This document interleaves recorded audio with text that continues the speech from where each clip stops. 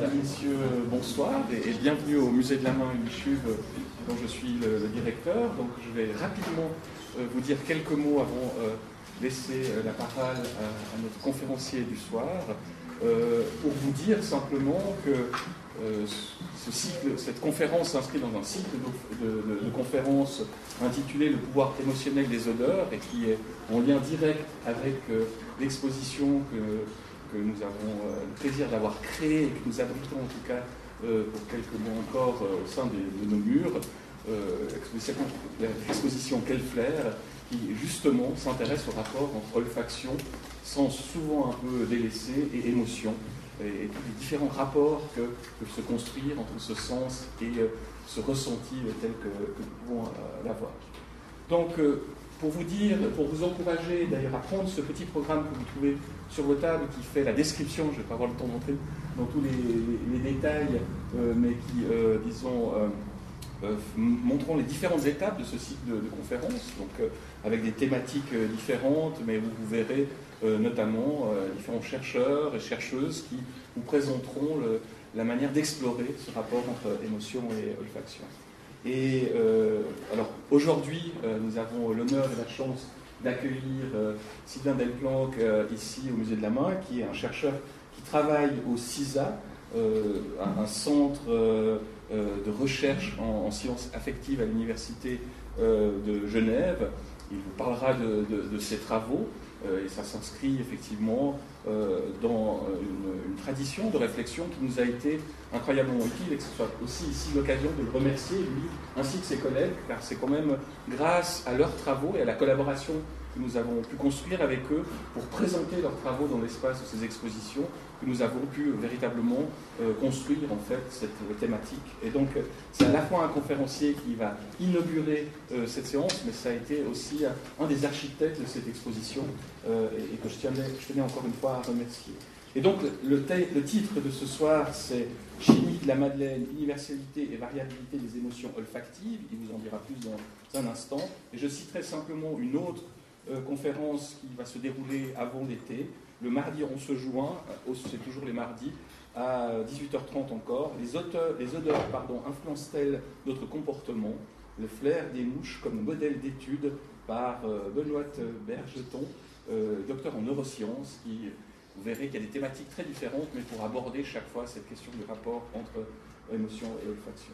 Et nous avons aussi, je vous invite aussi à aller voir le site du musée, par exemple, dans quelques jours, nous organisons aussi des balades olfactives dans la ville de Lausanne. Donc, regardez ces informations et on peut peut-être multiplier les manières de faire des expériences autour de cette thématique. Mais je m'arrête là et donc je vous souhaite une bonne soirée en compagnie de des bons à qui j'ai le plaisir de donner la parole à M. Merci.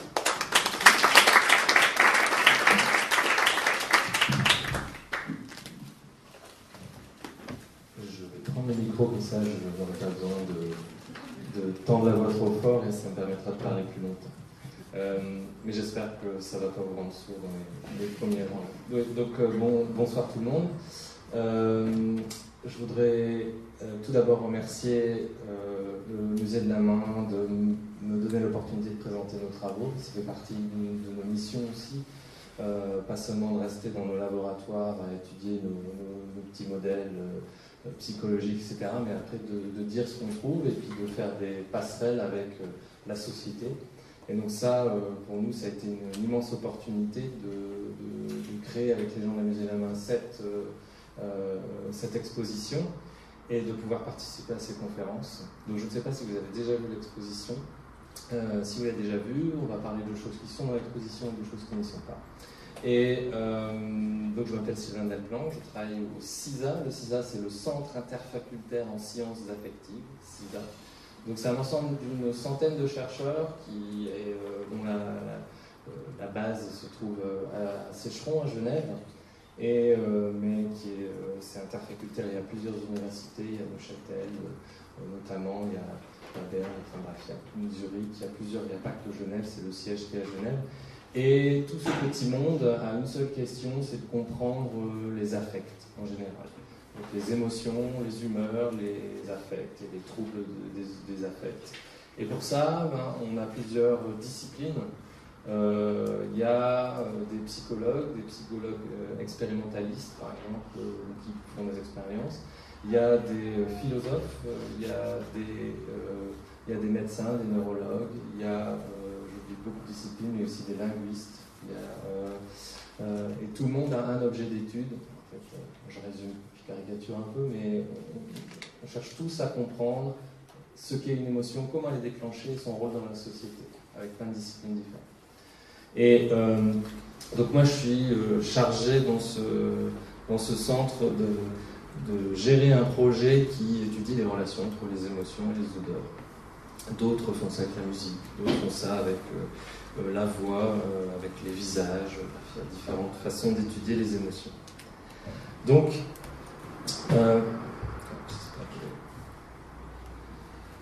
tout est parti de l'idée que peut-être l'olfaction était secondaire, et si vous n'avez pas encore fait l'exposition, j'espère que vous allez avoir des éléments de réponse dans cette exposition, ou que si vous l'avez déjà fait, vous êtes déjà convaincu qu'en fait non, c'est un sens principal. Et puis d'ailleurs, si vous vous fiez à votre vécu personnel, vous savez très bien que l'olfaction n'est pas du tout un sens secondaire, elle nous aide énormément dans la vie de tous les jours. Aussi bien à trouver si ce qu'il y a dans notre frigo on peut encore le manger, ou bien à quitter un endroit qui potentiellement sent mauvais et pourrait être dangereux, ou au contraire à apprécier la bonne chair, ou à apprécier l'odeur de son partenaire, etc. etc. Donc, le sens olfactif est à voir le nombre d'heures qu'on passe à table, ou à discuter de vin ou de nourriture. Je ne pense pas que l'olfaction soit un sens secondaire, c'est mon avis personnel. Mais on a des éléments, bien évidemment, beaucoup plus scientifique que cela. Juste pour qu'on soit d'accord ensemble sur ce dont on parle, mais je ne vais pas passer trop de temps sur ces détails neuroanatomiques. Il y aura d'autres conférences, notamment une donnée par Didier Grandjean, je pense, qui va bien aller voir dans le cerveau ce qui passe pour ceux qui sont intéressés par ça. Donc voilà une tête, bien connue, coupée dans ce sens ici.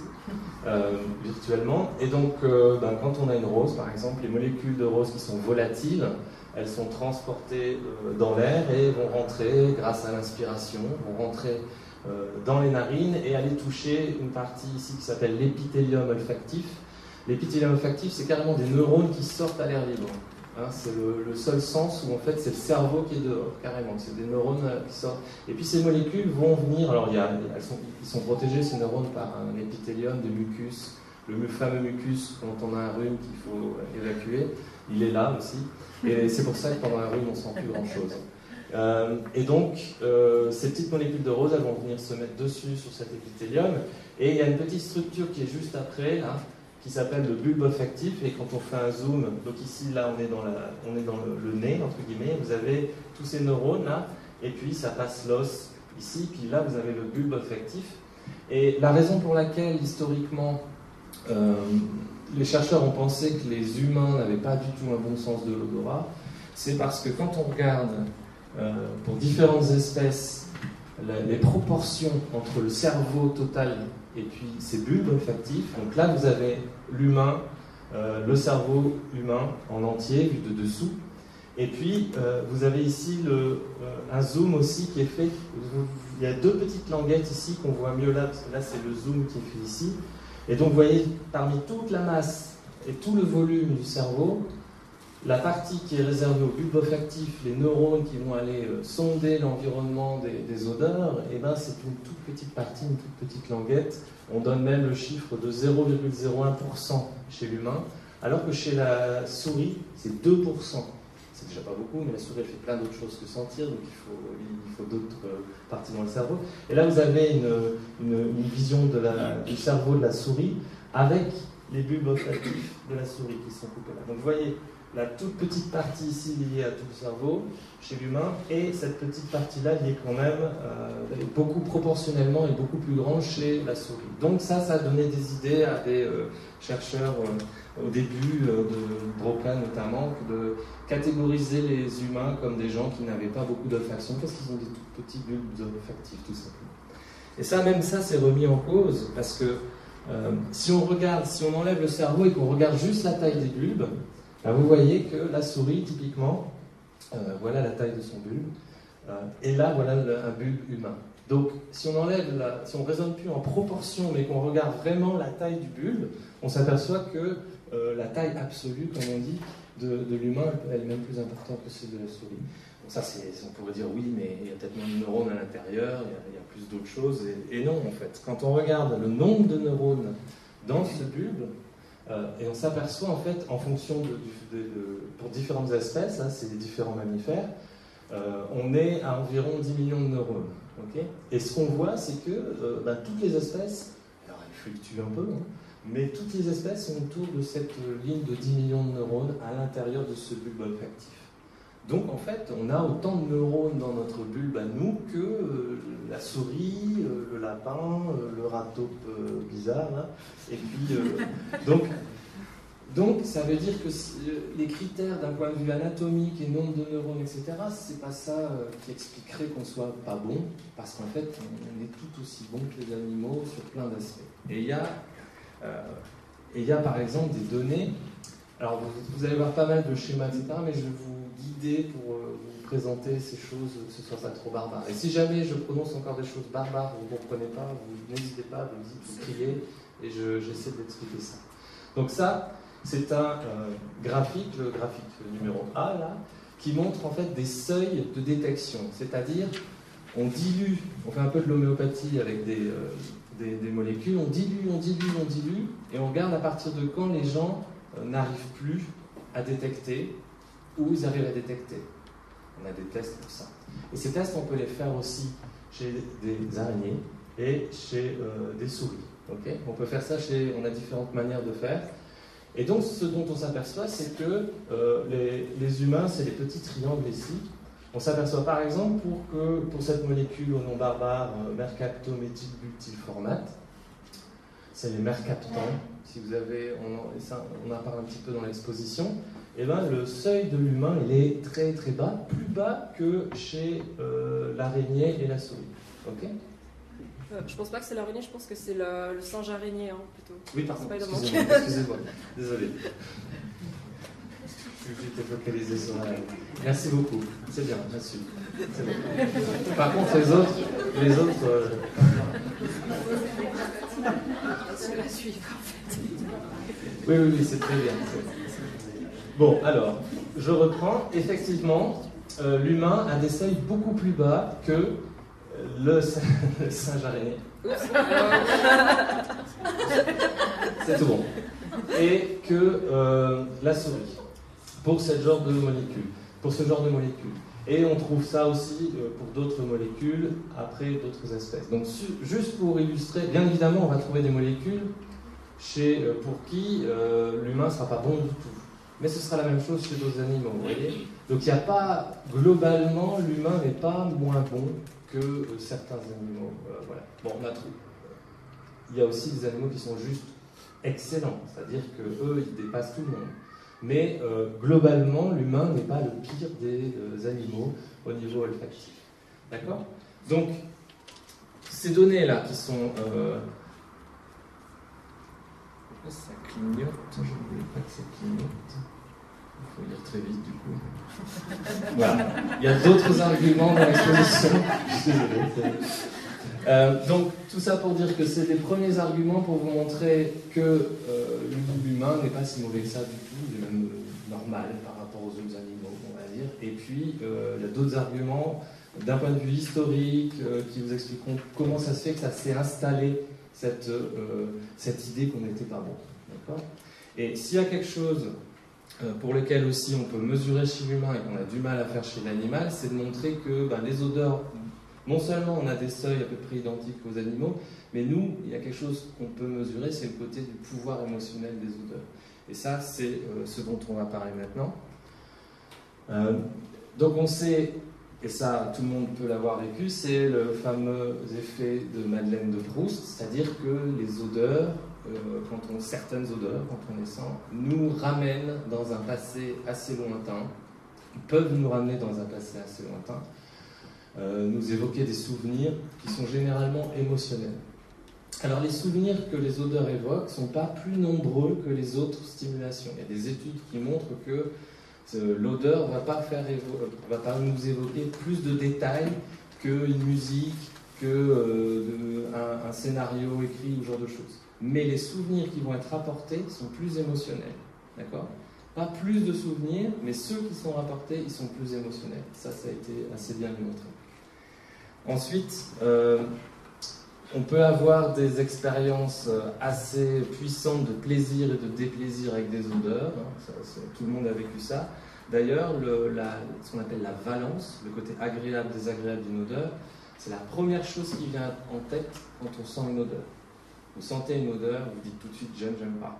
Après vous dites oui mais c'est quoi, ça vient d'où, qu'est-ce que... Puis si vous y arrivez et on est tous très nuls, vous allez dire ah bah oui je reconnais, c'est ça. Okay.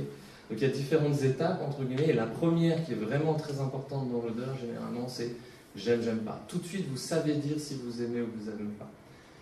Donc c'est une dimension très importante. On peut être stimulé, au contraire détendu grâce à des odeurs, donc ça influence mon comportement aussi. Je vais vous montrer quelques exemples, mais on va forcément être différent si on est dans un contexte olfactif agréable ou désagréable.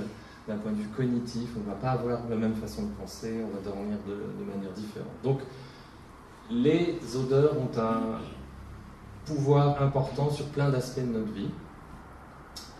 Et pour aller étudier ça, en fait, au niveau du cerveau, cette fois-ci, on ne se limite pas au début, qui juste est le contact, entre guillemets, des molécules sur l'épithélium olfactif, mais il faut aller voir dans les zones plus profondes du cerveau, les zones qui s'occupent de traiter l'odeur.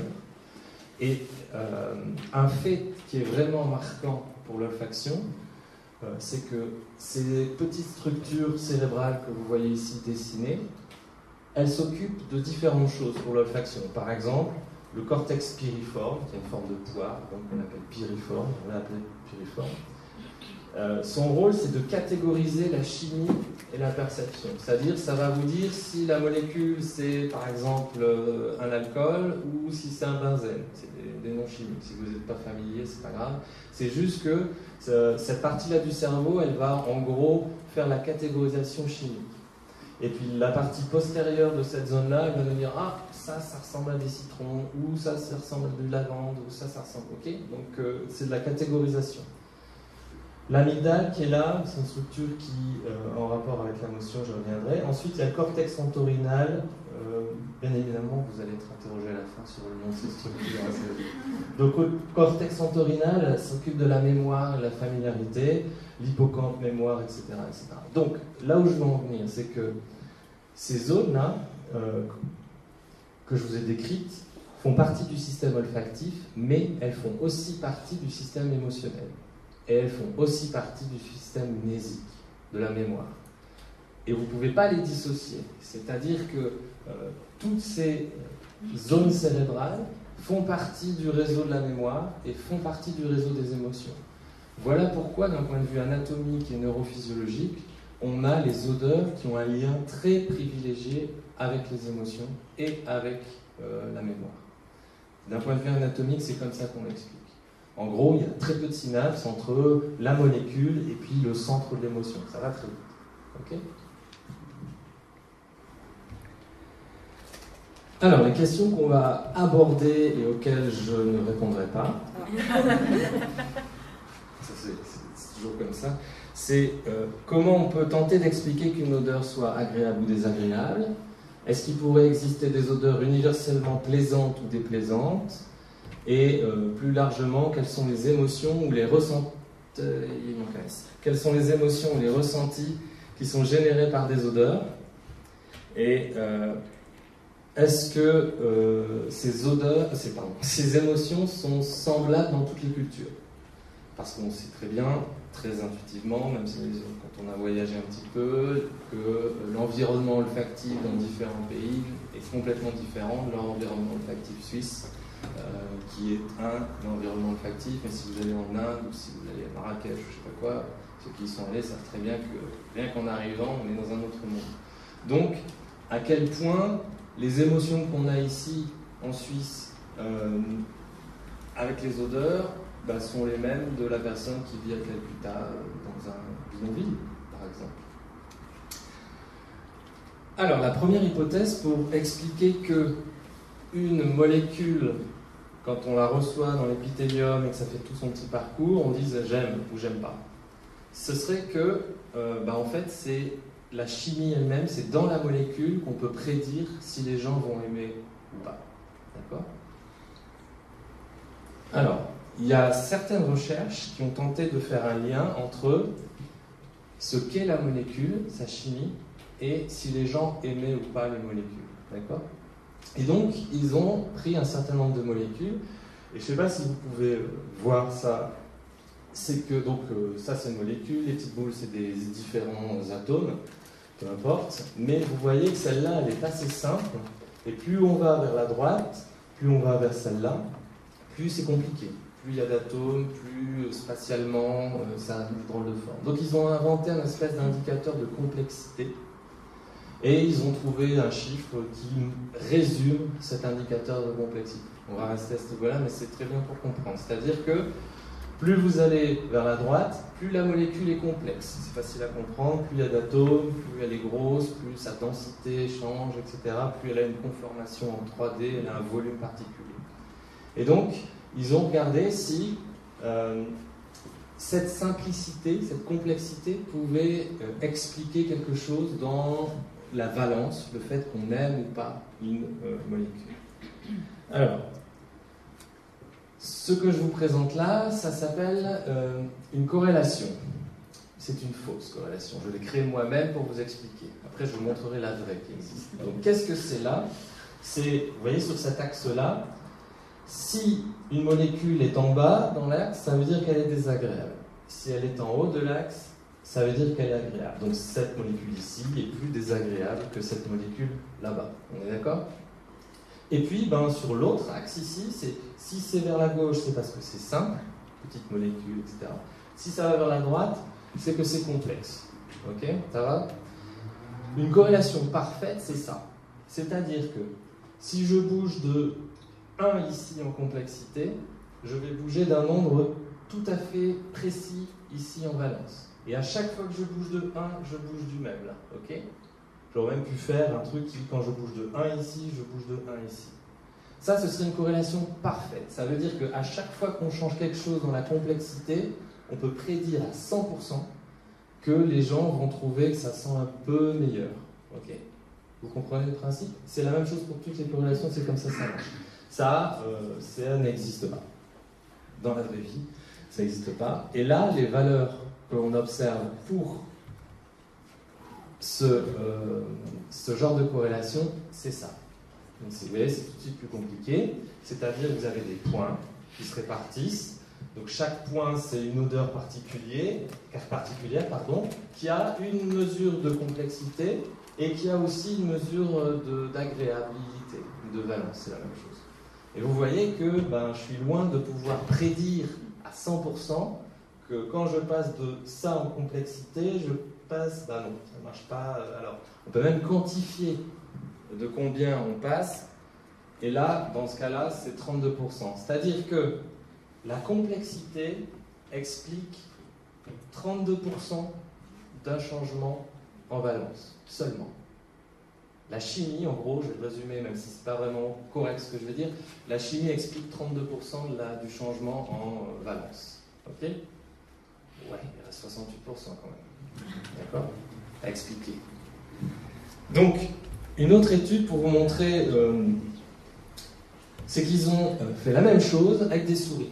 Alors les souris c'est un peu compliqué parce qu'on ne peut pas prendre une souris, lui donner une odeur, lui dire alors tu l'aimes ou tu l'aimes pas. Ça ne marche pas, ceux qui ont essayé n'ont pas réussi. Mais par contre on sait que les souris, quand elles aiment quelque chose, elles passent beaucoup de temps autour de la chose qu'elles aiment. Elles vont investiguer, elles sont curieuses, elles vont les voir.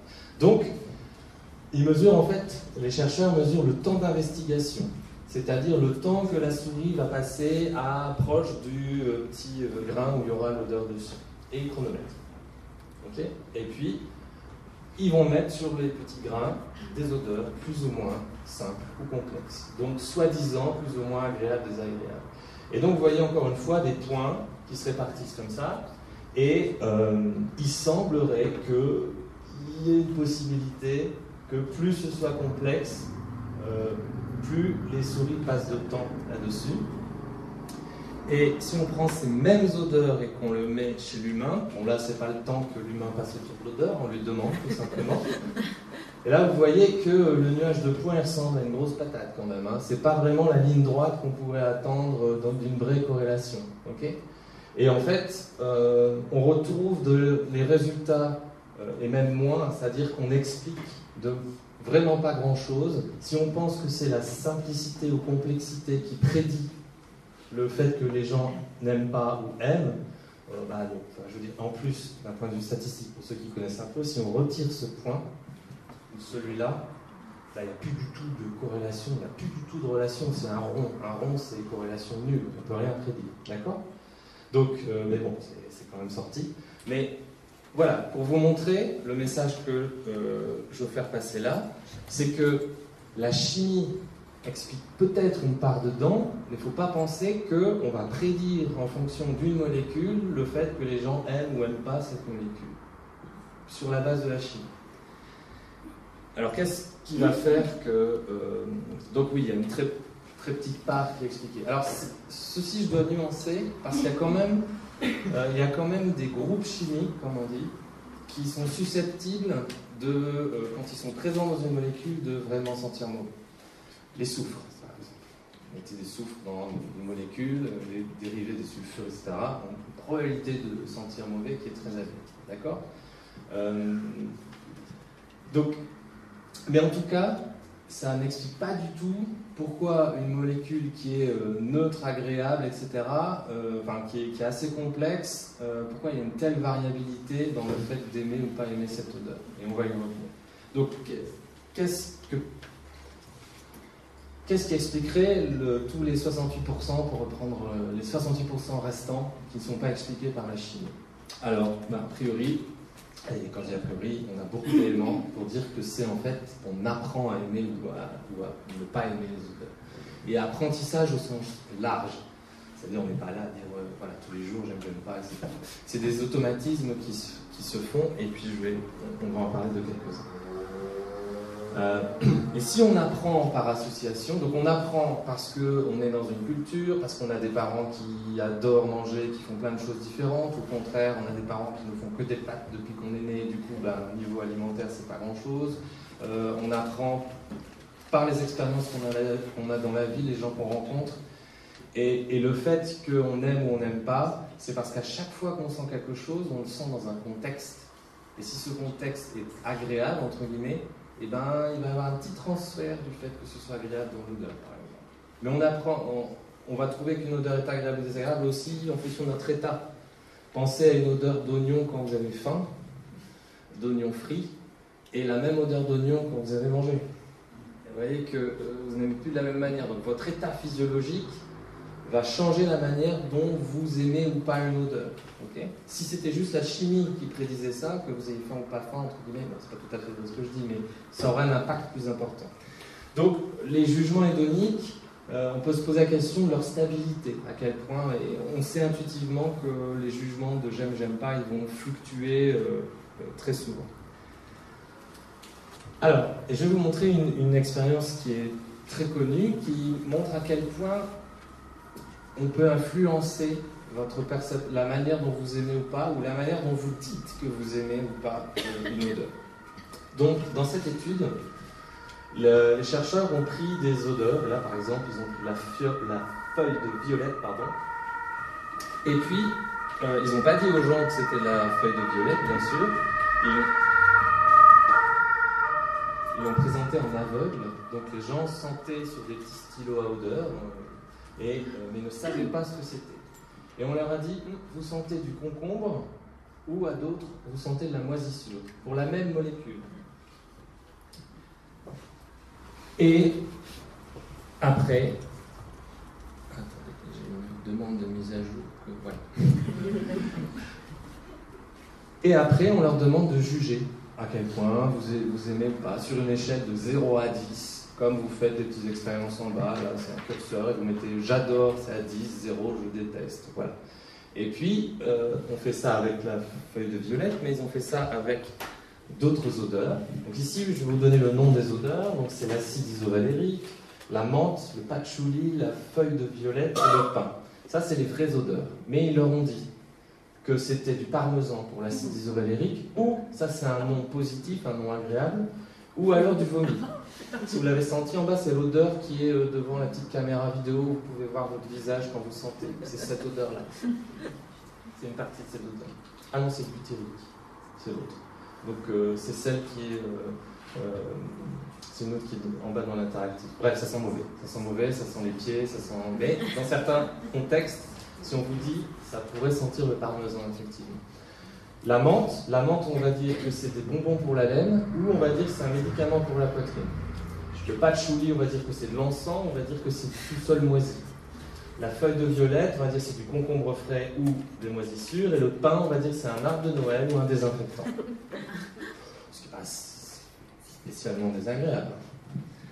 Et on va regarder un petit peu les jugements des gens avec les noms positifs et les noms négatifs. Et vous avez les résultats ici. Je n'ai pas mis toutes les stats, etc., les statistiques, mais pour les noms négatifs et pour les noms positifs. Et vous voyez qu'ils ont tous tendance à augmenter quand ils ont des noms positifs par rapport aux noms négatifs. Donc le nom qu'on vous donne va influencer sur le jugement de valence. Vous n'allez pas prendre l'odeur en tant que telle, vous prenez l'odeur avec le nom qu'on vous a donné. C'est pour ça que nous, quand on fait des études au laboratoire, la plupart du cas, on ne dit rien du tout aux gens de ce qu'ils vont sentir. Si on veut vraiment que ce soit naturel. Juste pour se représenter, il y a combien de personnes qui contribuent à ces... Ça, c'est une étude sur une cinquantaine de personnes. Mais ça a été reproduit, pas forcément avec les mêmes odeurs, mais ça, et sur plein d'autres aspects qui ont été influencés. La couleur de ce qu'on vous donne à côté, ce genre de choses. Donc c'est des tests qui sont assez reproductibles. On pourrait le faire ici entre nous, ça sortirait, ce serait manifeste. Il n'y a pas de souci. Oui. Quand vous dites rien aux gens, est-ce qu'il y a beaucoup de différences entre les personnes dans le fait de trouver agréable ou désagréable? Oui, c'est énorme. La variabilité individuelle est vraiment énorme. On doit vraiment faire face à ça, entre guillemets, en tant que chercheur. Si on pouvait avoir l'odeur qui tout le monde va... Mais là, je divulgue la fin de ma conférence. Alors, je n'en dis pas plus. Bref, vous avez compris le message, déjà.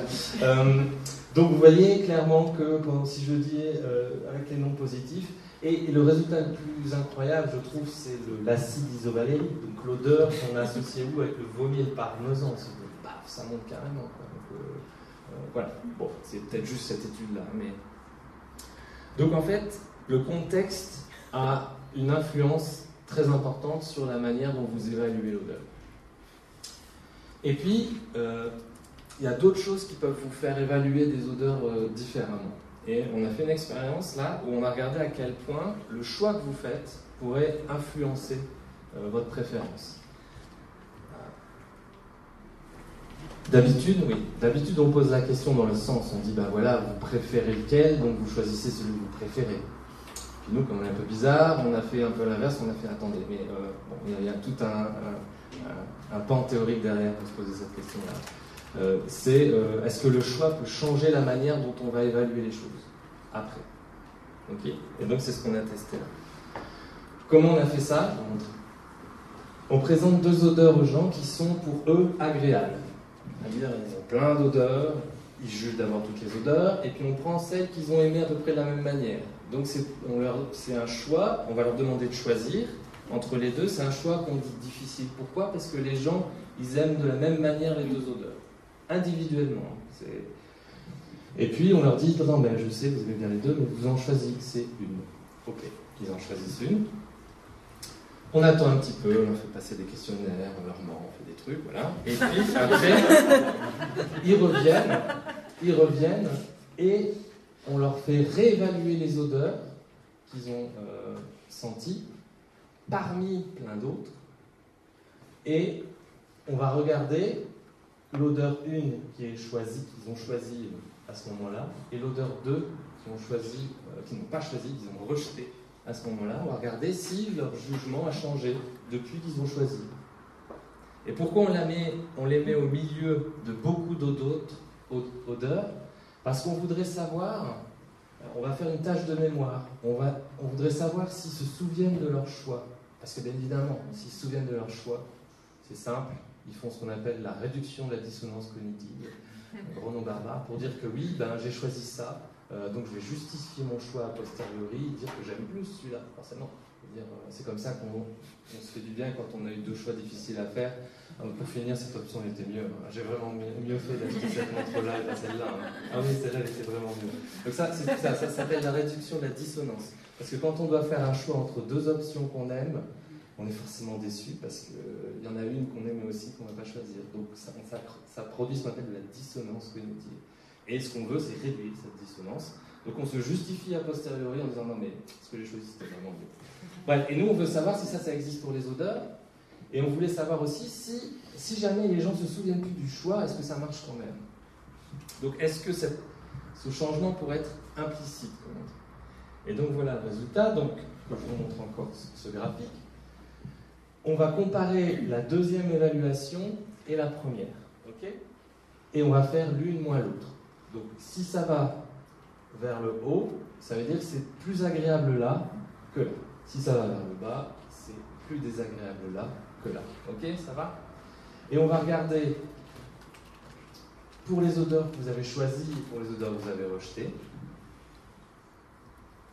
Et donc ça, résultat classique connu, c'est-à-dire, je vous explique ce graphe, quand vous avez choisi l'odeur et que vous vous souvenez de votre choix, effectivement, vous donnez ici une évaluation plus importante. Vous surévaluez l'odeur que vous avez choisie.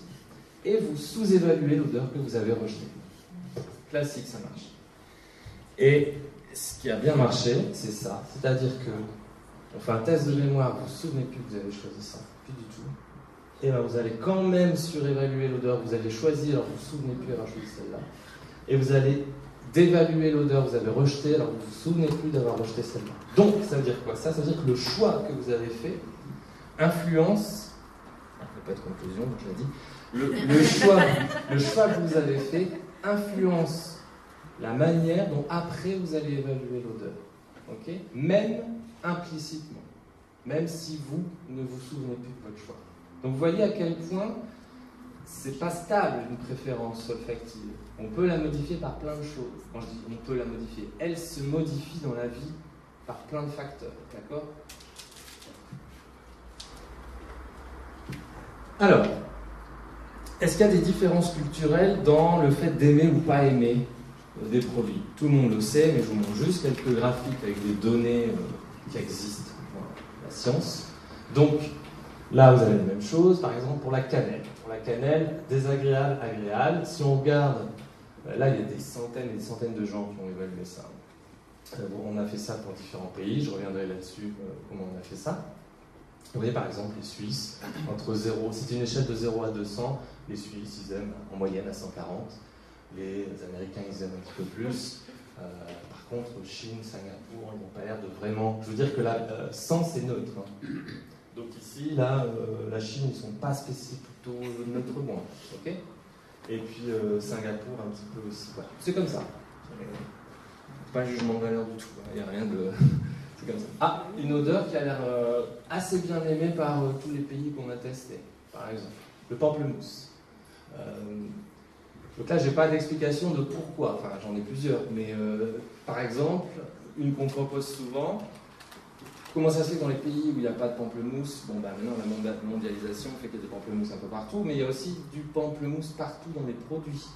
Vous avez des détergents pamplemousse, vous avez des savons pamplemousse, vous avez des yaourts pamplemousse, pareil pour le citron, la lavande. Donc il y a une espèce d'uniformisation au niveau mondial de plein d'odeurs comme ça. Et il suffit que le pamplemousse soit associé au propre, un produit détergent, et puis ben, les gens se mettent à associer le propre pamplemousse, c'est bien, j'aime bien, hop, voilà, ok, c'est aussi vite que ça. Alors qu'ils n'ont peut-être jamais mangé de pamplemousse de leur vie. Le pamplemousse, c'est acide quand même. Ah, la moufette. La moufette, c'est un autre candidat à l'universalité. Parce que là, regardez, à l'échelle, on est entre 0 et 100. Là, on est entre 0 et 200. Donc, je suis vraiment allé voir. Si j'avais fait la même échelle, ça aurait fait des toutes petites barres en bas. Donc, en gros, la moufette, pas grand monde aime bien ça. Hein. Parce que c'est peut-être d'ailleurs pourquoi, d'un point de vue évolutif, cette odeur est sélectionnée pour repousser les prédateurs, ce genre de choses chez cet animal. Le durian, le fameux fruit, voilà. Et donc, pareil, l'échelle est de 0 à 100. Donc quand on dit que les Asiatiques, je dirais en général, aiment cette odeur-là, il faut être un peu plus nuancé. C'est-à-dire présenter en aveugle sans qu'ils sachent ce que c'est, ils ne vont pas mettre à 200. Voilà. 200, ce serait on adore. Okay, là, vous voyez, j'ai 100 ici, c'est neutre. Et je suis en dessous de 100. Donc c'est neutre, j'aime pas trop. Mais c'est quand même, j'aime un peu plus que les Suisses. Okay, ou j'aime un peu plus que les Anglais ou les Américains. Okay, faut faire attention, parce que si je vous présente que ce graphe-là comme ça, vous pourrez dire, bah oui, ils adorent, et puis ils n'aiment pas. Non, il faut bien regarder le départ, là c'est neutre. Là c'est je déteste, et là c'est neutre. Ok, donc, effectivement, on dispose maintenant de plein d'informations sur ce genre de choses. Alors nous, au laboratoire, mais bien évidemment, vous pouvez imaginer que toutes les grandes compagnies de fabrication d'arômes, de parfums, Nestlé et compagnie, ils ont bien évidemment des milliards d'informations là-dessus, beaucoup plus précises que les autres là-dessus. Une autre façon de regarder s'il y a des différences interculturelles, on a des outils statistiques pour mesurer à quel point les gens sont d'accord. Donc on peut regarder, ça s'appelle des accords interjuges, on peut regarder à quel point les gens sont d'accord. Et là, je vous ai fait un graphique pour, pareil, odeur désagréable, odeur agréable. Et puis là, accord, ça veut dire que toutes les odeurs qui vont se retrouver ici, les pays qu'on a testés, ils sont globalement d'accord entre eux pour dire que où ça pue, où ça sent bon. Okay, et là-bas, ils sont en désaccord. Les odeurs qui seront tout là-bas à droite, dans les différents pays, ils n'étaient pas d'accord pour dire que ça sentait bon ou que ça sentait mauvais. Et voilà. Donc, je ne sais pas si vous pouvez voir, mais donc on va prendre les tops. C'est la moufette, celle qu'on a vue tout à l'heure. Donc elle sent mauvais et les gens sont vraiment d'accord pour dire que ça sent mauvais. On trouve ici l'acide isovalérique, donc c'est les pieds. Il y a de l'oignon, il y a de l'œuf pourri, il y a du café, vétiver, fraise. Ah, une fraise ici. Les gens aiment bien et ils sont d'accord. Une odeur de sueur, voilà, les gens sont assez d'accord. La cigarette, le pamplemousse, fromage. Voilà, donc je ne vais pas vous faire toutes les odeurs, mais. Et au bout là-bas, on a cannelle, clou de girofle, durian, miel, muguet, bois des Landes, anis, fleur de tiare, figue, pain. Donc vous voyez? Et là, je ne peux absolument pas prédire ce résultat-là. C'est juste de l'observation. C'est-à-dire qu'il n'y a personne dans le monde qui peut dire comment ça se fait que c'est comme ça. On ne peut pas prédire de la chimie. D'ailleurs, les odeurs qui sont là, ce n'est pas une seule molécule. Hein. Pour reconstituer une odeur de cigarette, c'est plusieurs molécules. Une bonne odeur de café, c'est des centaines de composants. Donc, on ne peut pas prédire vraiment en fonction de ce qu'il y a dedans à quel point ce soit désagréable, agréable. On peut un petit peu. Et en plus, à quel point les pays vont être d'accord là-dessus. Ça, c'est juste impossible. Au grand dam de tous ceux qui voudraient trouver l'odeur que tout le monde va aimer autour du monde. Mais c'est, a priori, très compliqué, pour ne pas dire impossible. Ça va, pas de questions? Continue. Donc, le message pour rentrer à la maison. La réponse hédonique aux odeurs est très variable entre différents individus. Et ça, je n'ai pas illustré aujourd'hui, mais vous, je pense, le savez. Chez un même individu dans le temps. Les odeurs qu'on aimait quand on était petit ne sont pas forcément celles qu'on aime après. On apprend à les aimer. Pensez à l'amertume de la suze, par exemple. Quand on boit de la suze la première fois, on n'est pas spécialement fan. L'effet de l'alcool aidant, on peut s'aimer à adorer la suze en très peu de temps.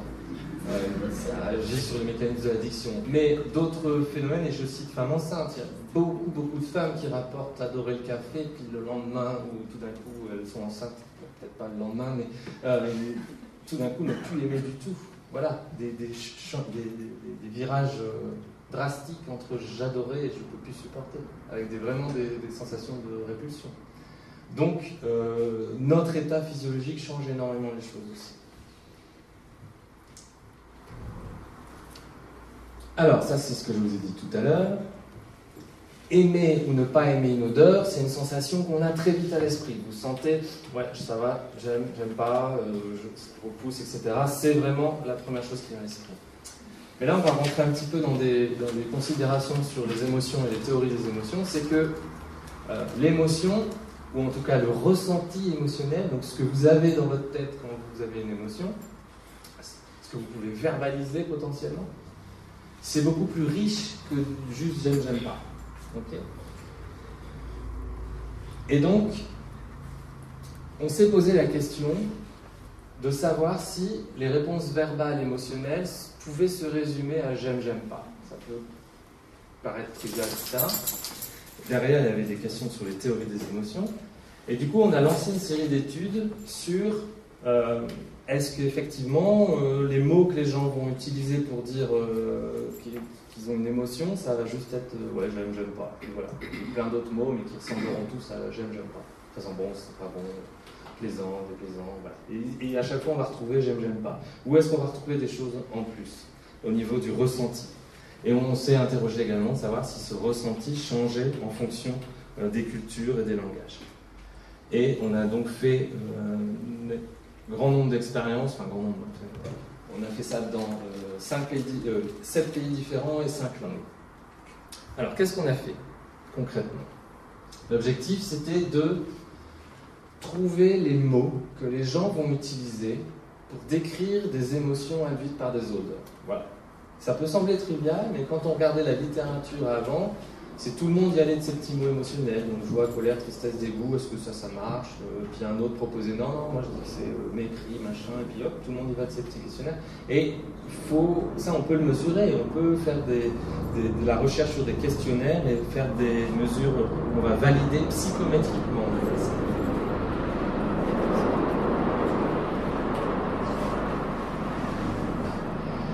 Alors, pour faire ce genre d'études, voilà comment ça marche. On est parti d'une liste immense de termes affectifs, 480 termes plus ou moins affectifs. Okay. Et la première chose que des gens ont fait, tâche qui n'est pas super drôle pour eux, c'est qu'on leur dit, imaginez que vous sentez une odeur et que vous ayez une émotion liée à cette odeur. Et puis on leur présente les termes un par un, puis ils disent, oui je pourrais sentir ça, non je pourrais pas ressentir ça, oui je pourrais ressentir ça, mais voilà. Alors pourquoi on fait ça? C'est pour éliminer une grande liste de mots qui ne sont absolument pas pertinents. Okay. Première étape. On sort en fonction des modèles vers, on va dire, 80 termes à peu près. Et là, cette fois-ci, il y a bien un moment où il va falloir les exposer à des odeurs. Ce n'est pas le même genre. On présente plein d'odeurs et ils sentent une odeur. Alors ces odeurs, on les a choisies pour qu'elles reflètent toute la vie olfactive possible par exemple, de la Suisse. Okay. Donc il y a des odeurs alimentaires, des odeurs florales, des odeurs animales, ça sent des noix qui sentent bon, pas bon, des cosmétiques, bref, on est allé voir toutes les catégorisations d'odeurs possibles et on essaie de présenter des candidats pour tout. Comme ça, on va essayer de ne pas rater quelque chose, parce qu'il se pourrait qu'on rate l'odeur qui génère une émotion particulière. Donc ça, c'est ce qu'on veut éviter à tout prix. Donc on leur présente beaucoup d'odeurs, ils sentent l'odeur et à chaque fois ils jugent le terme. Mais cette fois-ci, ils ont l'odeur sous le nez. Première, on enlève donc encore des termes, parce qu'il y a des termes qui ne sont pas ressortis, et puis on se retrouve avec à peu près 40 termes, et cette fois-ci, on refait une étude avec d'autres personnes, mais avec des effectifs beaucoup plus importants, et on fait des analyses statistiques particulières, ce qu'on appelle des analyses confirmatoires. Et puis, alors je vous montre un peu concrètement comment ça marche. On a fait ça à l'Université de la Science et des Métiers, mais on a fait ça aussi à d'autres endroits. Et les effectifs dans les différents pays, c'était ça, donc 470 en Suisse, 540 Angleterre, 2 fois 530, voilà, Brésil, Singapour. On est toujours au-dessus de 300 forcément, et l'objectif c'est d'en avoir le plus possible. Mais c'est compliqué à faire, parce que envoyer des odeurs à l'étranger pour que des gens, 500 personnes jugent, il faut avoir des correspondants universitaires là-bas, etc. Laisse imaginer, ça a pris en tout 5 à 6 ans. En fait. Et ils répondent à un questionnaire comme ça, où ils ont le mot. Donc on leur dit, fermez les yeux et concentrez-vous sur l'émotion que l'odeur provoque en vous, par exemple. Et puis, ils sentent, et puis après, ils disent, ok, bonheur, pas du tout, extrêmement. Voilà. Et puis ils jugent ça, un certain nombre de termes. Tout le monde ne juge pas tous les mêmes termes, il y a des termes, plein de raisons, de façons statistiques de contrôler ça. Une fois que tout ça est fini, on obtient un modèle, et voilà comment ça marche. Donc, ça, le terme qu'on a là, c'est un chapitre, une tête de chapitre. C'est pour résumer ce qui se passe en dessous. Okay. Par contre, tous ces termes qui sont là, Globalement, les gens en Suisse ont répondu que c'était des termes importants pour eux, d'accord, qui pouvaient verbaliser une émotion grâce à ces termes-là, d'accord. Donc là, on voit que bien-être, agréable, bonheur, agréablement surpris, attiré, émerveillé sont des termes que les gens peuvent dire oui, pour décrire une émotion quand ils ont une odeur. Okay. Et statistiquement, ces termes se comportent de la même manière, c'est pour ça qu'on les regroupe dans un seul groupe. Okay. Après, il y a eu une deuxième dimension qui est importante, c'est le dégoût, l'irritation, donc désagréable, dégoûté, nauséeux, désagréablement surpris, je vais dire. Donc un deuxième espace affectif qu'il y a dans la tête des gens. Alors là, on pourrait dire, on retrouve j'aime pas. Sauf que, il y a d'autres choses qui sortent, qui ne sont pas prédites par j'aime pas. Il y a tout ce qui est sensualité, désir, qui est un domaine affectif assez intéressant, il faut l'avouer. Amoureux, désir sensuel, sexy, romantique, admiration, excité. Donc ça, c'est des mots que des gens peuvent utiliser pour décrire une émotion, quand ils sentent une odeur. La tranquillité, l'apaisement, l'énergie, le rafraîchissement, et quelque chose qui statistiquement est ressorti, mais on ne savait pas trop quoi mettre dessus. Ça, c'est le problème. Parce que ça regroupe des choses comme salivant, nostalgique et amusement. Et on ne peut pas trouver un sens cohérent. Voilà, donc, mais c'est comme ça. C'est les données qu'ils disent. On ne peut pas tout d'un coup se dire, on efface, et puis non. C'est pas rigoureux, donc il faut être transparent. Il faut dire, voilà, j'ai cette catégorie, j'appelle ça plaisir sensoriel, ça vous va, ça vous va pas, mais en tout cas, c'est comme ça. Donc voilà un peu, en Suisse, les mots que les gens pourraient utiliser pour décrire des émotions quand ils sentent une odeur. Ok. Oui. On peut poser des questions maintenant. Oui, allez-y. En fait, pour en revenir au fait que vous disiez j'aime pas, en fait là, ce que je dis, c'est j'aime de différentes façons. Exactement. Et clairement, j'aime pas en fait.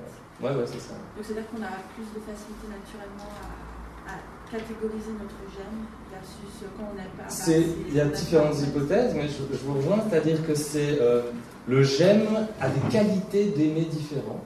Ouais. Le j'aime pas pour l'odeur, c'est juste je veux pas, je rejette, etc. Ça, c'est une hypothèse. On aurait pu trouver. Ah, si je dis ça, je vends déjà la suite. On va y revenir. Donc, on a fait. Ah, désolé, celle-là, vous l'avez déjà vu. On a fait la même chose qu'on avait faite en Suisse, mais et ça, c'est l'article qui date déjà un petit peu. On a fait la même chose dans tous les pays, et là, vous avez les modèles qui sont sortis dans tous les pays. Je vous montre comment ça marche. Alors, bien évidemment, il a fallu, juste pour que je vous dise, je vous montre un peu. Les termes français, les 480, il a fallu les traduire dans toutes les langues. Il a fallu faire une back translation, c'est-à-dire revenir pour voir si, quand on avait traduit dans une langue, ça correspondait bien au mot quand on retraduit dans la langue originale. Rajouter des mots émotionnels qui pourraient être spécifiques de certains pays. Donc il faut toute une discussion avec des chercheurs qui connaissent le langage émotionnel pour savoir, parce qu'on pourrait rater des émotions qui existeraient à un endroit du monde et pas chez nous. Et pareil, on envoie des odeurs, mais là aussi, on envoie des odeurs qui sont un groupe d'odeurs toujours identiques, pour avoir une comparaison commune, mais il ne faut pas rater certaines odeurs qui existent dans certains pays et pas chez nous. Donc sur place, on doit se renseigner pour ne pas rater des odeurs qui existent. Donc c'est un gros boulot avant d'arriver à ce genre de choses. Mais toujours est-il qu'on arrive à... Là, pour les Suisses, il y avait 6. Mais quand on regroupe tous les pays et qu'on essaie d'être consensuel, on va dire, on arrive à un modèle à 9 dimensions affectives. D'accord ? Donc vous retrouvez le côté désagréable avec des mots comme dégoûté, irrité, désagréablement surpris. Je vous laisse juger de la traduction si vous le pouvez. Vous avez le côté agréable, heureux, agréablement surpris, bien-être, désir romantique, sensuel. Ça, c'est le nombre de pays qui ont montré cette dimension. Donc vous voyez que ces dimensions de désir, sensualité, c'est pas juste un épiphénomène qui serait juste en Suisse. Non, sur les 7 pays testés, les gens, qu'ils soient à Singapour, en Chine, etc., ils rapportent ces mots-là. Donc ça a du sens. C'est les données qu'ils disent. Donc, nous, on n'a pas voulu ça. Et énergie, relaxé, réconforté, salivant, assoiffé, affamé, ça on a laissé beaucoup de genre de choses. L'intérêt, qui est une dimension qui est apparue mais qui n'est pas dans beaucoup de pays. La nostalgie, donc le rapport à la mémoire un peu. Et puis celui-là qu'on a gardé, spiritual feeling, enfin le sentiment spirituel, qui est apparu pas mal dans pays de Chine et Singapour, parce que l'utilisation typiquement de l'encens dans la rue, etc., est beaucoup plus importante. Et c'était historiquement une dimension qui était peut-être encore présente dans certains endroits. Donc après, il faut faire des choix. Donc là, vous avez en gros, vous avez une manière de décrire les ressentis, ou plutôt une manière de décrire la façon dont les gens parlent de leurs émotions quand ils ont une odeur dans le nez. C'est-à-dire que si vous proposez un questionnaire avec ça, il y a peu de chances que vous ratiez quelque chose. Il y a peu de chances que vous ratiez une émotion. Bon, alors les choses évoluent. On devrait peut-être refaire ça dans 5 ans, mais c'est pas bon.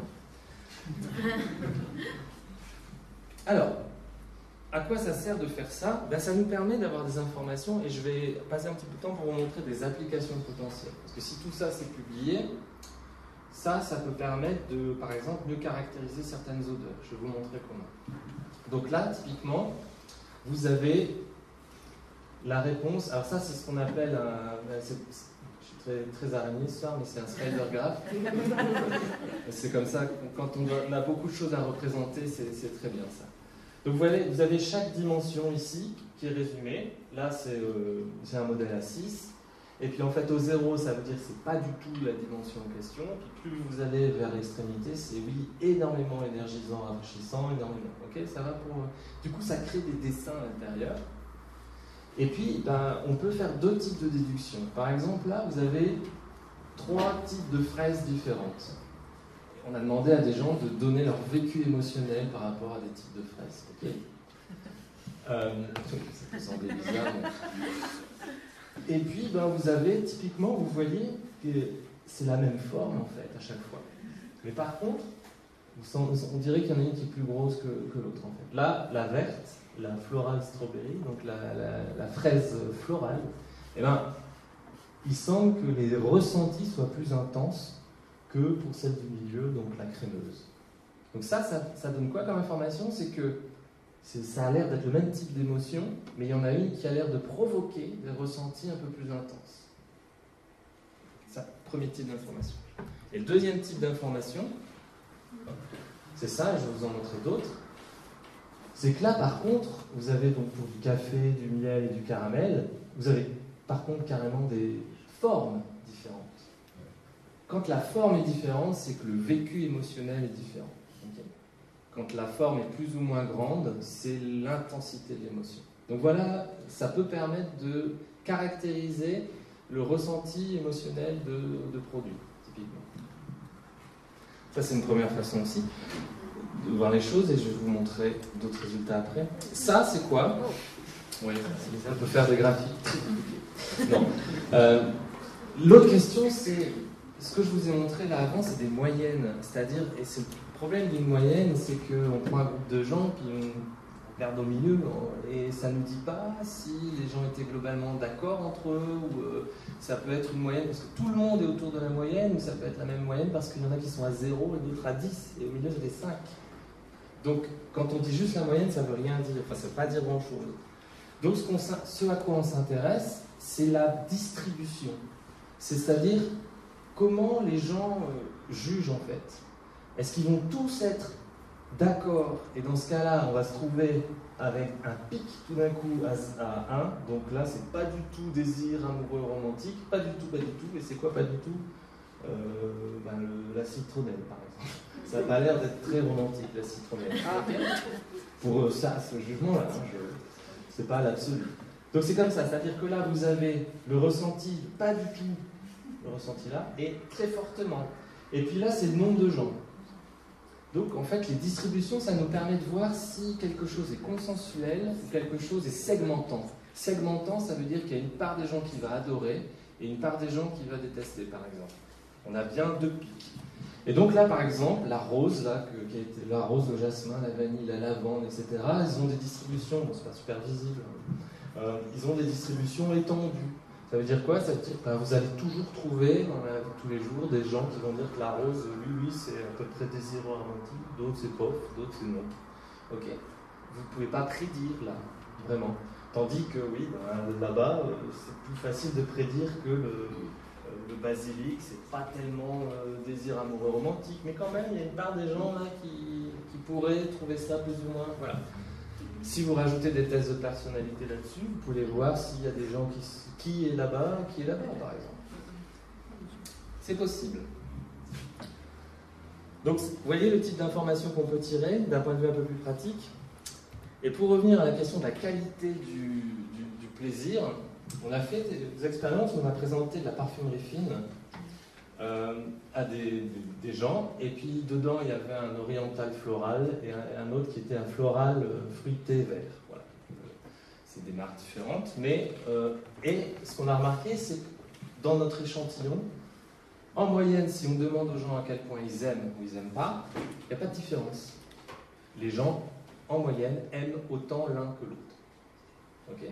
Quand on leur demande la question, de 0 à 10, à combien vous aimez? Donc, le liking, comme on dit, la valence, juste cette petite échelle, ne permet pas de séparer les deux.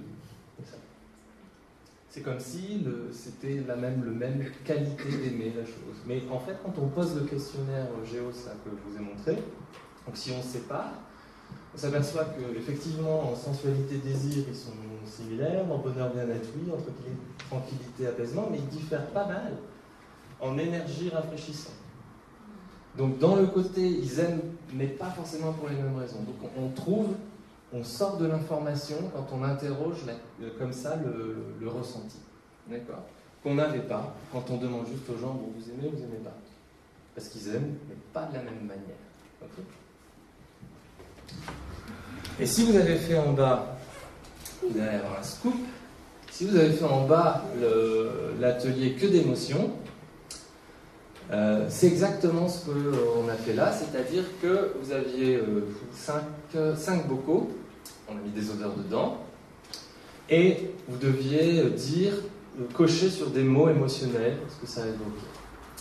Et donc ça, on a commencé à la Saint-Valentin, le 14 février, et on est arrêté là pour l'instant, les résultats, le 26 avril dernier. Et on a eu 3345 jugements. Okay.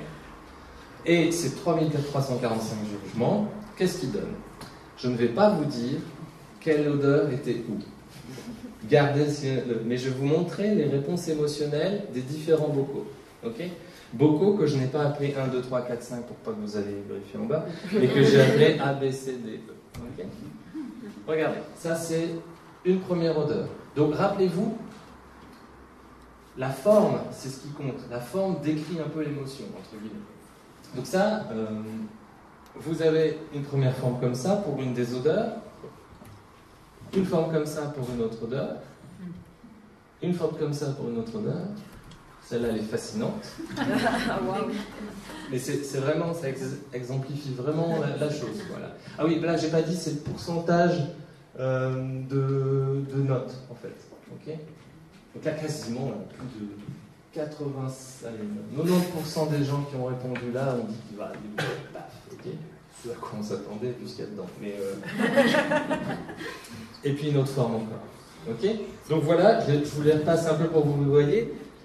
Ça illustre bien le fait qu'avec des odeurs différentes, on n'a pas les mêmes patates entre guillemets au milieu, pas du tout les mêmes formes de vécu, de ressenti, avec des choses très caricaturales. Comme ça, et donc on peut, si on testait différentes formes, etc., on pourrait voir si ça produit plus de ressentis ou des ressentis différents. Okay. Et l'expérience continue, c'est pour ça que je ne vous donne pas trop d'infos. Voilà, et donc ça c'est un peu ce que vous avez en tête, c'est-à-dire c'est ce que vous pouvez en plus verbalement reporter, oui j'ai ressenti telle émotion, etc. Mais l'étape d'après, ça a été de voir au niveau cérébral si on pouvait trouver des zones qui correspondaient aux pétales que vous avez vus. La question c'était en gros, est-ce que le cerveau il fonctionne en j'aime, j'aime pas, majoritairement, et puis après c'est toute une construction introspective, théorique, qui fait que je dis ouais, bah, c'était sensuel, etc. Ou est-ce qu'on va pouvoir trouver des réseaux assez spécifiques? Donc pour ça, on a utilisé cette machine-là, qui est un immense aimant, IRM, je pense que vous ne connaissez pas, ou vous connaissez sûrement, pardon. C'est un IRM qui nous permet donc d'avoir des photos du cerveau qu'on fait en volume. Et on va présenter des odeurs avec ce qu'on appelle un olfactomètre, c'est cette grosse machine. Alors il faut savoir que envoyer des odeurs dans un IRM c'est compliqué. Pourquoi? Parce qu'il y a un aimant gigantesque et que si cette machine... Alors pour envoyer des odeurs, il faut ouvrir des vannes, fermer des vannes, envoyer de l'air, etc. Il faut des choses métalliques. Et du métal dans un IRM, c'est vraiment pas la chose à faire. Surtout une grosse machine, plus la machine est lourde et puissante, plus il y a de métal, plus la force pour aller attirer contre l'aimant est importante. Donc cette machine doit être loin, d'accord? Elle est en fait à 8 mètres de distance de l'aimant, derrière, dans la salle de contrôle. Donc toutes ces parties qui sont là, cette espèce d'orgue à odeur, là on a des tubes en verre, tout ça c'est fait en plastique pour être IRM compatible. Et dans chaque tube qu'on met là, on met une mèche avec de l'odeur à l'intérieur. Et puis dans cette partie-là, on envoie de l'air pur. L'air pur se charge avec les odeurs, et puis après, c'est mélangé dans une chambre ici, et puis ça arrive dans le nez du participant, de la participante, avec une canule d'oxygénothérapie. Vous voyez des gens qui ont de l'oxygène, etc. Ben, on prend ça, puis on envoie de l'odeur dedans. On contrôle la respiration, etc. Puis vous voyez, la personne elle est là-bas allongée avec l'orgue à odeur qui est contre. Et donc l'air part de 8 mètres de distance, il est envoyé, et puis l'odeur arrive et elle met environ 300 millisecondes pour arriver dans le nez. Okay. Ça demande techniquement des choses assez complexes à mettre en place. Hein. Parce qu'on ne peut pas juste arriver et puis sprayer une odeur comme ça dans l'IRM. On peut le faire, mais après il faut attendre que l'odeur elle s'en aille et ça peut mettre des heures. Donc il faut envoyer des toutes petites quantités d'odeur directement dans la narine des gens. Donc c'est pour ça qu'on invente ces machines. Et donc en fait, la réponse c'est assez oui. C'est-à-dire que on va trouver des zones. Ce qu'on a fait, c'est qu'on a des moyens pour enlever dans le cerveau les zones qui s'occupent du j'aime pas. On fait des soustractions du cerveau en fait. Donc, on soustrait l'activité du cerveau qui est liée au j'aime pas. Et malgré ça, une fois qu'on a fait ça, il reste des zones qui s'activent. Il reste des parties du cerveau qui sont actives. Et du coup, il y a des zones qui sont spécifiques au plaisir sensoriel, à la sensualité, au bien-être, au dégoût. D'accord ? Malgré le fait qu'on ait enlevé le j'aime pas. Donc ça, c'est un argument en plus pour dire, bah oui, ces dimensions, elles ont du sens au niveau biologique. Et puisqu'on a vu que le contexte était très important, on développe aussi d'autres outils qui est l'introduction de l'olfaction en réalité virtuelle. La réalité virtuelle, c'est un outil incroyable pour nous. Pourquoi ? Parce que les gens sont dans un environnement riche. Je ne sais pas si vous avez déjà essayé avec les casques ou autres. Vous pouvez être dans un environnement riche, mais le chercheur contrôle tout. Tout ce qui se passe dans cet environnement, on le contrôle. N'importe quelle apparition, etc., on contrôle. Donc la personne peut être en interactivité dans le monde virtuel, et le challenge, bien évidemment, le défi, c'est de lui envoyer des odeurs dans un monde virtuel. Donc on a créé, je vais vous montrer une petite vidéo qui montre comment ça marche, mais le principe, c'est que vous avez ici une fleur virtuelle, donc elle n'existe pas en vrai, hein. C'est la personne qui a le casque, elle le voit, ok ? Mais on connaît la position de la fleur en 3 dimensions dans l'espace virtuel, dans le truc. On connaît. Donc on fabrique des espèces de boules virtuelles autour, et dès que la personne elle va venir mettre son casque dans la boule virtuelle, on déclenche l'odeur, et ça donne l'impression qu'elle se rapproche de la fleur. Okay ? Et donc on peut créer comme ça des boules que vous voyez, que le sujet ne voit pas. Là c'est juste nous, c'est le logiciel qui dit, si ton casque il entre dans cette zone-là, envoie l'odeur 1. Et puis s'il passe dans la zone 2, envoie l'odeur 2. Et donc ça donne l'impression que vous vous approchez d'une source olfactive. Et donc j'ai une petite vidéo à vous montrer pour ça. Pour que vous voyez à quoi ça ressemble. Alors bien sûr, ça va pas être au bon endroit. Hein. C'est classique.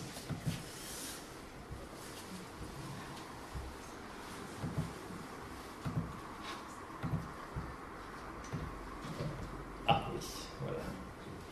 Elle va apparaître visuellement. Elle est apparue. Vous la voyez. Voilà, je vais chercher à faire mieux. Donc oui, il faut extraire les odeurs au-dessus. Donc là, vous avez les tubes. Ah, ça va trop vite. Alors, je vais reprendre tranquillement pour vous montrer un peu. Voilà. Non, c'est... Voilà, donc ça, c'est les tubes à odeur qui sont au-dessus. On a un système cave, c'est-à-dire que vous voyez que la cuisine virtuelle est projetée contre les murs et elle la voit en 3 dimensions. D'accord ? Ça, c'est le système que je vous ai décrit.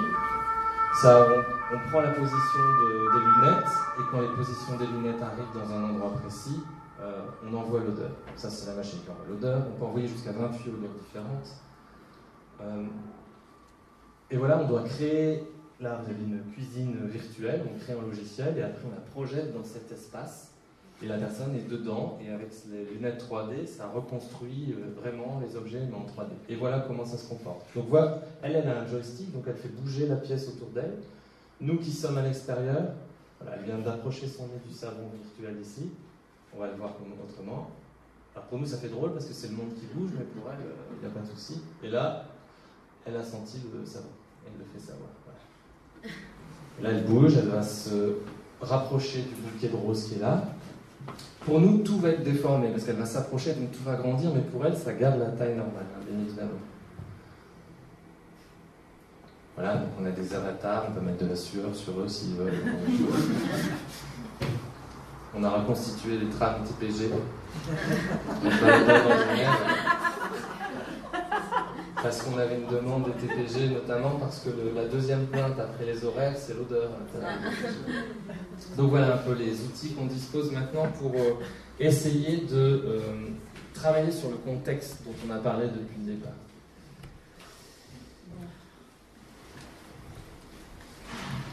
Mais on arrive à la fin là. Voilà, donc globalement, j'espère vous avoir convaincu qu'il y a une part de chimie dans cette histoire, mais qu'elle n'est pas importante. Il y a énormément d'apprentissage et beaucoup d'influence. C'est très peu probable qu'il y ait des odeurs universellement plaisantes ou déplaisantes, certainement pas plaisantes, c'est-à-dire que peut-être qu'il y a des odeurs comme la cadavérine, ce genre de choses, qui sont des odeurs qui pourraient universellement, personne n'a jamais testé. Bon, c'est très dur de tester l'universalité, il faut aller partout et tester tout le monde, donc c'est un peu compliqué. Mais en tout cas, on a des bons arguments pour dire que peut-être, ok, il y a certaines molécules, sinon du soufre, ou bien il y a des gens qui travaillent en ce moment sur les composés du sang. Cette odeur métallique, ce goût métallique, etc., pour savoir si ça produit des réactions de rejet typiques ou ce genre de choses. Mais il n'y a pas encore de données franches et massives. Et les émotions qui sont générées par les odeurs, j'espère vous avoir montré que c'est un peu plus subtil que juste j'aime et j'aime pas, c'est plus riche. Et qu'il y aurait un socle commun de ces émotions. Mais chose que je n'ai pas dit, c'est que bien évidemment, on a les mêmes émotions partout, a priori, mais pas aux mêmes odeurs, pas en réponse aux mêmes odeurs. C'est-à-dire ce qui, moi, provoque le bien-être ici en Suisse, c'est pas la même chose que quelqu'un en Asie, c'est pas avec la même odeur. Mais par contre, on a tous les deux du bien-être face aux odeurs. C'est ça le message.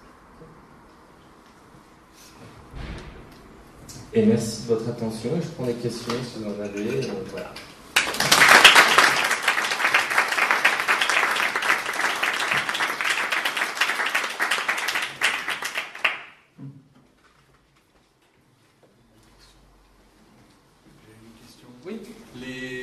Quand vous avez fait l'étude avec l'IRM, est-ce que vous avez eu la chance de faire l'étude avec plusieurs cultures? Est-ce que les... Non, on prend du local parce que, d'un point de vue du coût, ouais, ces études-là, elles sont très complexes à mener. Mais mon hypothèse, ce serait qu'on retrouverait le même genre d'informations, mais pareil, pas en réponse aux mêmes odeurs ou d'autres choses. Mais il n'y a aucune raison pour que les réseaux cérébraux diffèrent franchement d'une culture à une autre. A priori, jusqu'à preuve du contraire, mais je ne sais pas ce que ça veut dire, mais on va mettre à table une note. Donc oui, d'un point de vue neurophysiologique, j'ai pas d'argument pour dire m'attendre à des différences fondamentales. Voilà. Des subtilités, mais il y a plus de variabilité dans les cerveaux d'une seule culture qu'entre deux cultures. Donc voilà, je pense que c'est la même chose. Peut-être ça sort un petit peu du contexte de la conférence, mais est-ce que vous avez fait des recherches particulières sur les gens qui perdent l'odorat suite à un choc émotionnel ou un lien avec... Il y a des gens à Genève, il y a Basile Landis qui est un otorhinolaryngologue qui fait pas mal de recherches. Enfin, on voit passer aussi des gens qui ont des anosmies. Alors les anosmies, c'est la perte de l'olfaction, on peut avoir des hyposmies, donc moins d'olfaction, on peut avoir des phantosmies, imaginez des odeurs qui ne sont pas là, des parosmies, alors qu'on sent la lavande, en fait ça sent le caca, ou ce genre de choses, c'est pas super. Généralement c'est dans ce sens-là en plus, donc c'est vraiment pas agréable pour la personne. Et donc, nous on n'a pas fait d'études spécialement là-dessus, il y en a qui existent, hein, les anosmies peuvent survenir ou suite à un trauma crânien, parce que ça je peux vous l'expliquer assez facilement, c'est que, on va revenir à toute vitesse avec le schéma du cerveau, il y a des anosmies congénitales, c'est-à-dire des gens qui naissent sans odorat. Eux, généralement, ils ne s'en rendent pas tout de suite compte, parce que ce n'est pas un sens qui est favorisé dans l'enfance. Magnifique. Donc les anosmies congénitales mettent très longtemps à s'apercevoir qu'en fait ils ne sentent pas. Donc parce que ils mangent ce qu'on leur mange et tout, puis ça va. Voilà. Il n'y a qu'à partir du moment où il y a l'autonomie qui se développe et tout, qu'il y a le danger potentiel et tout, que ça peut se développer. Et eux, ils n'ont pas trop de problèmes affectifs. C'est-à-dire qu'ils sont naissants, donc ils ne savent pas ce que c'est d'être. Par contre, les gens qui perdent l'odorat, alors que tout allait bien jusqu'à maintenant, ont une probabilité de déclencher une dépression qui est assez élevée. Ce qui montre aussi le lien privilégié de l'olfaction avec les émotions. Mais, et puis tout ce côté, le fait que les odeurs elles ont un rôle important dans énormément de choses de notre vie quotidienne. Donc, et il y a certains anosmies, les gens qui ont un traumatisme crânien, si je tape très fort, paf, là devant, vous voyez qu'ici, les neurones ils passent au travers d'une lame criblée, on appelle ça, c'est un petit os. Et donc qu'est-ce que ça fait? C'est guillotine. C'est juste guillotine. Donc en fait, le bulbe n'a plus les neurones qui repassent vers le bas. Donc les gens qui ont un traumatisme crânien peuvent perdre l'odorat à cause de ce choc. Parfois ça revient, parfois ça ne revient pas. C'est pas prédictible, on n'a aucun médicament. Il n'y a rien du tout pour améliorer l'olfaction, il n'y a rien. Ce qu'on peut améliorer, c'est l'attention à l'olfaction. Beaucoup de gens pensent qu'ils sont nuls en olfactif. D'autres pensent qu'ils sont très bons. Mais les gens qui pensent qu'ils sont nuls, rarement, c'est parce qu'ils ne font pas attention. On a globalement des bonnes capacités olfactives, mais il y a certaines odeurs qu'on ne sent pas parce qu'on n'a pas l'équipement génétique pour le sentir. Hein. On a tous un équipement génétique différent, donc on a des anosmies spécifiques, ce qu'on appelle, ou des odeurs que vous ne sentez pas. C'est comme ça. Mais comme un café, c'est pas une seule molécule, c'est des centaines, on va toujours sentir le café. Vous voyez. Je ne sais plus ce que je disais. C'est parti, comme ça. Des anosmies spécifiques. Vous développez ces capacités. Merci. Merci. Vous suivez, c'est bien. Merci. L'attention, oui. En fait, c'est ce que font l'attention et l'apprentissage. C'est ce que font les œnologues, c'est ce que font les nés. Les nés, c'est pas des gens qui ont des capacités extraordinaires. Non, ils ont la même capacité que vous, mais ils ont appris énormément. Ils font l'organe tous les jours. Ils ont un monde olfactif. Alors, ils ont peut-être une imagination olfactive. On sait qu'il y a des bons imageurs, des mauvais imageurs. Des gens qui arrivent bien à imaginer une odeur. Je ne sais pas si vous arrivez à le faire. Des gens qui n'arrivent pas du tout à imaginer l'odeur d'une odeur sans la voir. Enfin, voilà. Mais tout ça, ça se cultive. Et c'est comme ça qu'on améliore ses capacités, entre guillemets, mais c'est pas perceptif. On ne va pas changer ces récepteurs dans le nez. On ne va pas les améliorer. Donc ça, c'est l'attention. Pour revenir sur les anosmies, on a fait quelques études sur la réponse émotionnelle aux odeurs des anosmiques, mais généralement ils ne sentent rien, donc ça ne sert à rien de faire l'étude. Ils mettent tout au milieu parce qu'ils ne sentent pas. Il y a juste une chose qu'ils sentent encore, c'est tout ce qui pique dans le nez. irritation, piquant, froid, chaud. Parce que ça, c'est pas le même système olfactif. On a deux systèmes olfactifs. On a le principal, celui qui vous permet de dire c'est de la lavande ou de la menthe, etc. Et on a le système trigéminal. Le trigéminal, c'est le même système qui s'occupe de la douleur faciale, ce genre de choses. Et le trigéminal détecte le CO2, la capsaïcine, donc les piments, le froid, le chaud, etc. Donc même les gens qui ont perdu l'olfaction peuvent encore dire il y a un truc piquant dans le nez qui arrive. Okay, et le système trigéminal est latéralisé. Vous pouvez dire si ça vient de la narine droite ou gauche. Ça ne sert pas à grand chose dans tous les jours, mais en tout cas, vous avez cette capacité. Le piquant, on peut dire s'il vient de droite ou de gauche. La vanille, vous n'arriverez jamais à dire si vous... Enfin, jamais. Très peu probable, pardon, que vous arriviez à dire si elle vient de la narine droite ou gauche quand vous la sentez. L'humain cherche une odeur comme ça en scannant et en bougeant la tête. Okay, mais pas comme le requin-marteau qui, lui, entre deux narines, a une distance qui lui permet de bien avoir des différences de concentration. Mais on a quand même des capacités de latéralisation qui nous viennent de notre passé phylogénétique. Du coup, ça veut dire que de façon innée, il n'y a pas de différence entre individus sur la capacité à... Si, énormément. Mais c'est spécifique de certains... Alors, on a un bagage génétique, un certain nombre de récepteurs olfactifs, et il faut voir, même si c'est pas tout à fait vrai, mais il faut voir ça comme une métaphore serrure-clé. C'est-à-dire que vous avez les serrures dans le nez, et puis il y a les clés qui se baladent, et ben, il se peut qu'on n'ait pas les bonnes serrures, et quand la clé arrive... Alors la clé, elle rentre quand même dans certaines autres petites serrures, vous voyez, donc on peut sentir presque. Mais il se peut qu'on ait certaines molécules qu'on ne sent pas. Voilà. Mais une molécule ne s'attache pas juste à un seul récepteur. Elle touche les autres à côté, ça fait quand même des activations. Après, on a des quantités de mucus différentes d'un individu à un autre, etc. Donc, bien évidemment, il y a des gens qui sentent moins bien que d'autres. Ce que je veux dire, c'est que le fait de sentir très bien n'est pas prédictif, par exemple, d'être amené ou pas. On peut quand même s'en sortir.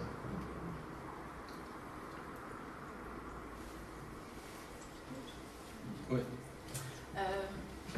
Je pense qu'au cours des différentes études que vous avez faites, vous avez observé peut-être, ou pas, qu'il y a des profils qui discriminent plus ou moins bien, ou pas. C'est-à-dire que j'ai vu, par exemple, j'ai pas fait le sous-sol, mais à chaque fois on demande si on est un homme, une femme, notre âge. Oui, ça c'est démographiquement qu'on permette d'éliminer ceux qui mettent G0 ans ou bien 106 et qu'on garde des données qui soient fiables un peu plus. Mais on met toujours oui, le sexe de la personne parce que il y a des études qui montrent une meilleure manière de parler des odeurs émotionnellement des femmes par rapport aux hommes, une meilleure sensibilité à rapporter. C'est pas au niveau des seuils. Les seuils, il n'y a pas de différence. Mais pareil, c'est sûrement que les femmes sont plus attentives au domaine olfactif. Ne serait-ce que parce que les rituels de cosmétiques peuvent être plus élaborés que chez l'homme. Il faut dire ça comme ça.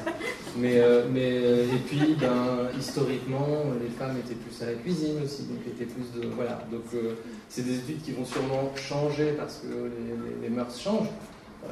Parce que c'est l'exposition et le fait de s'intéresser qui fait qu'on fait cette diversité. Donc, on observe des choses, des différences hommes-femmes. Mais c'est toujours horrible dans les études scientifiques de juste regarder hommes-femmes comme différences parce qu'on va en trouver forcément, mais on ne sait pas les expliquer. C'est-à-dire, si l'intérêt est de dire est-ce qu'un homme est différent d'une femme, je n'ai pas besoin de faire des études complexes, je regarde. Donc après, il faut expliquer derrière. Et on ne sait jamais si c'est parce que le fonctionnement de l'homme et de la femme diffère ou parce que structurellement ils sont différents dans la manière dont ils sont conçus. Et ça, on ne peut pas y répondre comme ça. Nous, on ne s'intéresse pas à ces différences-là. On n'a pas de modèle, on ne peut pas prédire. Nous, il nous faut prédire. On ne peut pas prédire que la femme va réagir comme ça alors que l'homme comme ça, parce que, sauf dans l'étude là où vous devez sentir la sueur et dire si c'est une odeur d'homme ou de femme. En fait. Et ça marche. Mais je n'ai pas le détail. Par rapport à l'odeur de la peau, est-ce que vous avez fait des études? Est-ce que ça fonctionne la même chose avec le cerveau? J'aime pas, parce qu'il y a des peaux qui nous attirent plus que d'autres. Oui, ça fait partie des mêmes les structures dans le cerveau. On n'a pas une structure spécifique à l'odeur de peau. Non.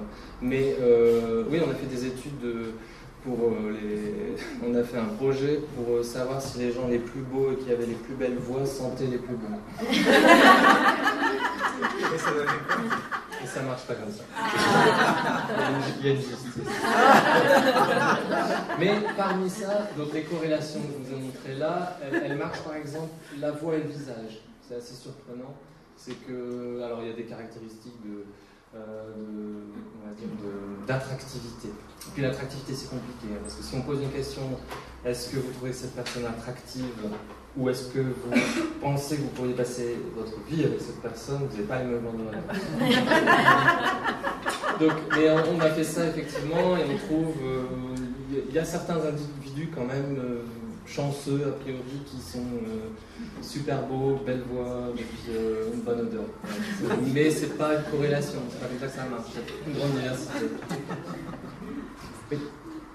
Il y a une vieille étude américaine, il me semble, où on a fait sentir des chaussettes sales à des étudiantes, des chaussettes d'hommes sales, et à des étudiantes, et il y avait une corrélation avec la différence du groupe HLA. Oui. Vous avez étudié ça? Alors non, moi j'ai pas fait, mais il y a beaucoup de données dans la littérature sur savoir, ça revient un peu, c'est dans le domaine du choix du partenaire d'un côté et de l'exclusion de la famille de l'autre côté. Ça veut dire quoi? Ça veut dire qu'il y a des chercheurs qui ont essayé de savoir si on s'aidait de l'olfaction pour choisir ça ou son partenaire. Pour faire ça, ils font sentir des odeurs de sueur de plein de gens, compagnie. Et les études qui ont fait ça ont montré par exemple qu'on va avoir tendance à choisir le partenaire qui a un patrimoine génétique différent du nôtre. Okay. Voilà, quelques études qui montrent ça. Après, il y a aussi l'idée de reconnaître que les gens de sa famille, c'est des gens de sa famille, potentiellement pour éviter de s'accoupler avec eux. Alors chez l'humain, bien évidemment, ces questions sont un peu bizarres, mais en tout cas, dans le règne animal, c'est très marqué ça. Ou à l'adolescence, il y aurait un passage entre j'adore l'odeur de mes parents et je déteste l'odeur de mes parents. Et donc, il y a plein de gens qui travaillent sur ça, sur les déterminants. Le problème avec toutes ces études, c'est qu'on ne sait pas dans la sueur ce qui déclenche ça. On n'arrive pas à trouver de composés. Il y a plein de candidats. Dérivés des androsténones, des oestrogènes, tout ça, mais on ne sait pas exactement les molécules en question. Donc c'est un peu dur, on observe des choses, il y a des choses cohérentes qui sortent, il y a aussi... mais c'est dur de tirer des conclusions, enfin voilà, c'est la recherche avance, voilà, parce qu'on détecte des choses chimiques dans les larmes maintenant qui seraient susceptibles d'influencer l'humeur des gens qui sentent les larmes, par exemple. Il y a beaucoup d'études en ce moment pour savoir si, quand on a peur, on transmet par la sueur notre peur, notre anxiété. Et ça a été assez démontré, je pense que c'est établi. Par contre, maintenant, du coup, les chercheurs se disent, bah oui, mais et la joie, et l'ego, est-ce que je peux transmettre autre chose que ma peur grâce à ma sueur? Si je vais bien, est-ce que je transmets ça par mon odeur? Ok. Vous voyez, la question ne s'arrête jamais, mais on n'a pas de réponse à ça. Pour l'anxiété, oui. Anxiété, stress, peur, on sait que si vous sentez l'odeur de la peur de quelqu'un, entre guillemets, vous allez réagir d'une différente manière, ou en étant en colère, ou en ayant peur vous-même, ou en étant en empathie, par exemple. Ce qui fait tout à fait du sens. Oui. Je suis curieuse de savoir, il y a des gens qui disent que la musique améliore les gens qui souffrent d'Alzheimer. C'est complètement partiel. On sait que dans les magasins, il y a des odeurs qui sont projetées pour nous faire acheter plus de choses. Est-ce que quelqu'un a pensé à essayer d'envoyer des parfums d'odeur happy dans un home, dans une AMS, chez les gens, etc. C'est une... Alors, la perte olfactive est une des premières pertes observées dans les sens dans beaucoup de maladies neurodégénératives. Mais, ceci étant dit, donc c'est un peu dur au bout d'un certain moment de leur envoyer des odeurs s'ils ne sentent plus grand-chose. Mais, ceci étant dit, c'est utilisé comme indice d'amorçage pour faire de la récupération mnésique. C'est-à-dire que chez des gens qui ont un Alzheimer débutant, comme un Parkinson aussi, on peut imaginer, enfin, ça se fait déjà, de leur faire le loto des odeurs, juste pour leur apprendre à réévoquer des souvenirs. le mécanisme, mais l'odeur ne va pas améliorer les choses. C'est juste de maintenir la dynamique de je fais l'effort de me souvenir. Parce qu'on sait que les gens qui se laissent aller ils partent 10 fois plus vite que les gens qui continuent à cultiver la recherche du souvenir, etc. Donc c'est utilisé juste comme un excellent outil pour ramener des choses en mémoire. Mais c'est juste pas possible de guérir avec ça, c'est clair. Mais c'est utilisé déjà.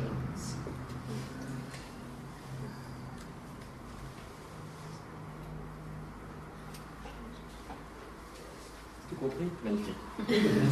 Merci beaucoup. Pas de rien.